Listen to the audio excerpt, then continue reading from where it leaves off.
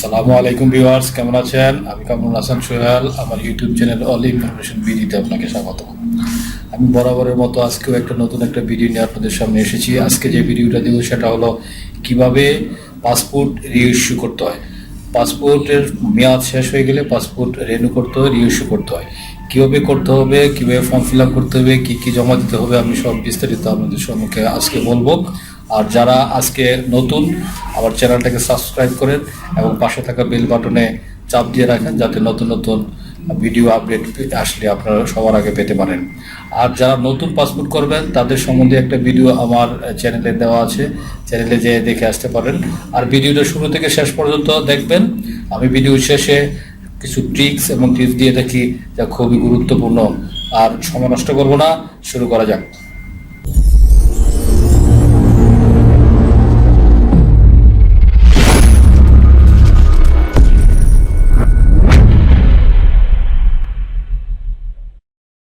আসসালামু আলাইকুম।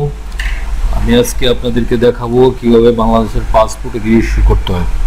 পাসপোর্টের মেয়াদ শেষ হয়ে গেলে পাসপোর্ট রিইস্যু করতে হয়। পাসপোর্টের রিইস্যু করা একদম পানির মতো সহজ, এবং পাসপোর্ট রিইস্যু করা ভালো, কারণ এখানে আপনার সময় কম লাগে এবং পুলিশ ভেরিফিকেশন হয় না, তাই এটা খুবই সহজ করা। আমি দেখিয়ে দিচ্ছি কীভাবে করবেন। প্রথমে আপনার যা লাগবে, পূরণকৃত ডিআইপি ফর্ম 2 এর এক কপি। পূরণকৃত ডিআইপি ফর্ম কোনটা সেটা আমি আপনাদেরকে দেখিয়ে দিচ্ছি। এটা হলো ফর্ম 2। এই ফর্ম 2টা আপনি কিভাবে পাবেন, কোত্থেকে পাবেন, আমি ভিডিও ডেসক্রিপশনে আমি দিয়ে দেবো, এবং কীভাবে পূরণ করবেন সেটাও আমি দেখিয়ে দেব। তারপর আপনার যে পুরাতন পাসপোর্টটা রয়েছে, সে পাসপোর্টের ফটোকপি দিতে হবে 1 থেকে 5 পাতা পর্যন্ত। 3 নম্বর হলো তথ্য পরিবর্তনের সপক্ষে নথিপত্র। যদি কোনো তথ্য পরিবর্তন করতে চান, যেমন নাম যদি পরিবর্তন করতে চান, তার সপক্ষে আপনার একাডেমিক সার্টিফিকেটের ফটোকপি দিতে হবে, জন্ম সনদের ফটোকপি দিতে হবে, এনআইডি ফটোকপি দিতে হবে, ইত্যাদি ইত্যাদি। তারপর আপনার লাগবে আসল মূল পাসপোর্ট প্রদর্শন করতে হবে। আপনার আসল পাসপোর্ট তো অবশ্যই প্রদর্শন করতে হবে। যদি রিইস্যু করতে চান, আসল মূল পাসপোর্ট অবশ্যই ফর্মের সাথে প্রদর্শন নিয়ে যেতে হবে। তারপর আপনার অফিসিয়াল পাসপোর্টের ক্ষেত্রে সরকারি আদেশ জিইউ দাখিল করতে হবে। যদি যারা সরকারি চাকরি করে তাদের ক্ষেত্রে এটা প্রযোজ্য, আর সরকারি যারা চাকরি করে তাদের এটা দরকার নাই। অবসরপ্রাপ্তদের ক্ষেত্রে পেনশনমুক্ত ফটোকপি প্রদান সাপেক্ষে সাধারণ ফিতে জরুরি সেবা প্রদান করা হবে। যারা সরকারি চাকরি করেন, অবসর মানে পেনশন পেয়েছেন যারা, তাদের জন্য এটা প্রযোজ্য। তারপর লাগবে আপনার ছবি এবং স্বাক্ষর পরিবর্তনের ক্ষেত্রে সশরীরে উপস্থিত হবে। আপনাকে অবশ্যই তো সশরীরে উপস্থিত হতেই হবে সেখানে। আপনাকে এখানে ছবিও তো উঠাতে হবে, এখানে ফিঙ্গারপ্রিন্ট দিতে হবে, অবশ্যই আপনাকে সশরীরে ওখানে যেতে হবে। স্থায়ী ঠিকানা পরিবর্তনের ক্ষেত্রে পূরণকৃত ডিআইপি ফর্ম 1 এর 2 কপি। ঠিকানা যদি পরিবর্তন করতে চান, তাহলে ডিআইপি ফর্ম 1 আছে, এটা 2 কপি পূরণ করে আপনাকে দাখিল করতে হবে। নাম এবং জন্ম তারিখ পরিবর্তনের ক্ষেত্রে শিক্ষাগত সনদ, জাতীয় পরিচয়পত্র, জন্ম নিবন্ধন সনদপত্র সত্যায়িত ফটোকপি, যা আমি আগে বলছি আপনাদেরকে। তারপর আসি ফি এর কথা। আপনাকে ডিআইপি ফর্ম 2 পূরণ করে তারপর 3450 টাকা জমা দিতে হবে যদি সাধারণ হয়, আর যদি এক্সপ্রেস হয়, জরুরি হয়, তাহলে আপনাকে 6900 টাকা জমা দিতে হবে।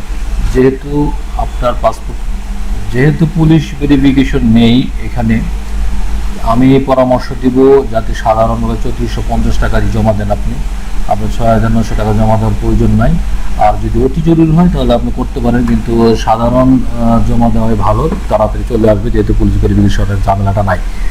মেয়াদ উত্তীর্ণ পাসপোর্টের ক্ষেত্রে প্রতি বছরের জন্য 345 টাকা করে দিতে হবে। যে পাসপোর্টের মেয়াদ চলে গেছে, মনে করেন আপনার পাসপোর্টের মেয়াদ 2018 সালে চলে গেছে, তাহলে 2019 সালের জন্য 345 টাকা, 2020 সালের জন্য 345 টাকা, এবার যত বছর, প্রতি বছরের জন্য 345 টাকা করে অ্যাড করতে হবে। 3450-এর সাথে 345 করে প্রতি বছরের জন্য অ্যাড করে একবারে জমা দিতে হবে। ফি জমা দিতে পারবেন আপনি ট্রাস্ট ব্যাংকে জমা দিতে পারবেন, ওয়ান ব্যাংকে জমা দিতে পারবেন, bank Asia, premier bank, Dhaka bank, এছাড়া সোনালী ব্যাংকেও অনলাইন ছাড়া এমনিতে ম্যানুয়ালি জমা দিতে পারবেন। এই যে ফর্মটা আছে, এই ফর্মটা আমি ভালোভাবে দেখিয়ে দিচ্ছি কীভাবে পূরণ করবেন। এটা হলো ডিআইপি ফর্ম 2। এখানে বিভাগীয় আঞ্চলিক পাসপোর্ট অফিস মিশনের নাম, আপনি কোন পাসপোর্ট অফিসে জমা দিবেন। আমি উত্তরাতে জমা দিয়ে দেব, তাই আমি উত্তরা লিখে দিয়েছি উত্তরা। তারপর আপনি আবেদনকারীর নাম বাংলায় নামটা লিখবেন সুন্দর করে, এখানে আমি লিখে দিয়েছি। আবেদনকারীর নাম ইংরেজিতে ক্যাপিটাল অক্ষরে লিখবেন এভাবে সুন্দর করে। পাসপোর্ট নাম্বার, আপনার যে পাসপোর্টের মেয়াদ শেষ হয়ে গেছে সে পাসপোর্টের নাম্বারটা এখানে দেবেন। ইস্যু স্থান, এই পাসপোর্টটা কোত্থেকে ইস্যু হয়েছে, সেই ইস্যু ঢাকা আমি দিয়ে দিয়েছি। মেয়াদ উত্তীর্ণের তারিখ, ওই পাসপোর্টে মেয়াদ উত্তীর্ণের যে তারিখটা আছে এক্সপায়ারি ডেট সেটা এখানে লিখতে হবে। ইস্যুর তারিখে ইস্যুর ডেটটা পাসপোর্ট অনুসারে এখানে লিখবেন। তারপর এখানে পাসপোর্ট বিতরণের প্রকৃতি, টাইপ অফ ডেলিভারি, এটা কি সাধারণ না জরুরি। যে সাধারণ এখানে টিক চিহ্ন দিয়ে দিবেন, জরুরি হলে এক্সপ্রেস এখানে টিক চিহ্ন দিয়ে দিবেন। ফি প্রদানের সংক্রান্ত আপনি যে পেমেন্ট দিবেন ব্যাংকে, এটার তথ্য এখানে দিতে হবে। ফির পরিমাণ কত টাকা জমা দিয়েছেন, আপনি যদি সাধারণ হন তাহলে 3450 টাকা এখানে জমা দিতে হবে, এখানে লিখতে হবে। ব্যাংক ও মিশনের নাম, কোন ব্যাংকে জমা দিয়েছেন, ঢাকা ব্যাংক আমি লিখে দিয়েছি। আপনি যে ব্যাংকে জমা দিবেন সেই ব্যাংকের নাম এখানে লিখবেন। কোন শাখায় জমা দিয়েছেন, এখানে শাখা লিখবেন, আমি উত্তরা দিয়েছি। ব্যাংকে জমা রসিদের যে নাম্বারটা আছে নাম্বারটা এখানে দিবেন, জমা রসিদ নাম্বার। তারপর কত তারিখ আপনি জমা দিয়েছেন সে তারিখটা আপনি দেবেন। ব্যাংকে টাকা জমা দেওয়ার যে তারিখটা সেই তারিখটা কিন্তু এখানে দিতে হবে। তারপর এখানে যদি কোনো কিছু আপনি নতুন পাসপোর্টে পুরাতন পাসপোর্ট থেকে কিছু পরিবর্তন করতে চান, সংশোধন করতে চান, তাহলে এখানে লিখতে হবে। বর্তমান পাসপোর্টে কি আছে, যদি নাম পরিবর্তন করতে চান এখানে বর্তমানে কি নাম আছে, আর পরিবর্তিত নাম এখানে কি নামটা পরিবর্তন করতে এখানে দিতে হবে। যদি ঠিকানা পরিবর্তন করতে চান, বর্তমান পাসপোর্টে কি ঠিকানা আছে এটা এখানে দিবেন বাম পাশে, আর যা পরিবর্তিত হবে সেটা দিবেন ডান পাশে। এভাবে সবগুলি পূরণ করে আবার এগুলির এগেনস্টে কিন্তু প্রমাণপত্র হিসেবে আপনার তথ্য প্রমাণের জন্য ডকুমেন্ট সাথে দিতে হবে। ডকুমেন্ট সাথে দিয়ে এই ফর্মের সাথে দিয়ে আপনাকে সাবমিট করতে হবে।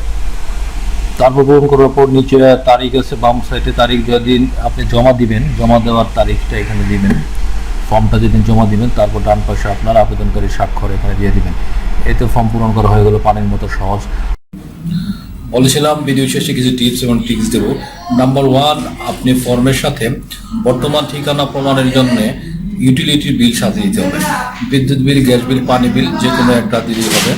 বিদ্যুৎ বিলের ঠিকানার সাথে আপনার পাসপোর্টে উল্লেখিত ঠিকানা মিল থাকতে হবে। নাম্বার 2, এনআইডি ফটোকপি দিতে হবে। নাম্বার 3, আপনি যে ব্যাংকে টাকা জমা দিয়েছেন টাকা জমা রসিদ আপনার ফর্মের সাথে দিতে হবে। ভিডিওটা যদি ভালো লাগে তাহলে লাইক করেন, কমেন্টস করেন, আর প্রতিদিন একটা ভালো কাজ করার চেষ্টা করেন। ভালো থাকেন, সুস্থ থাকেন, আবারও দেখা হবে নতুন কোনো ভিডিওতে। খুদা হাফেজ।